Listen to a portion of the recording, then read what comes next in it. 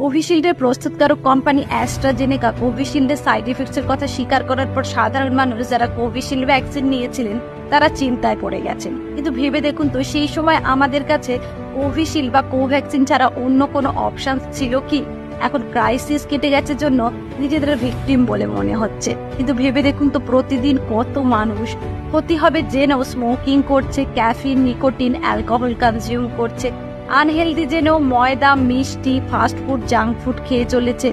কজন মানুষ আছেন যারা প্রতিদিন এক্সারসাইজ করেন, যোগা করেন, ডিসিপ্লিন লাইফ লিড করেন? যদি কেউ সেটা না করে থাকে তাহলে তারা কিন্তু তার চেয়েও কঠিন কোনো রোগের জন্য নিজেদের রেডি করছেন। অ্যাকচুয়ালি মানুষ যেগুলো কন্ট্রোল করতে পারে সেগুলো সে কন্ট্রোল করে না, কারণ সেগুলোতে তার মজা আসে।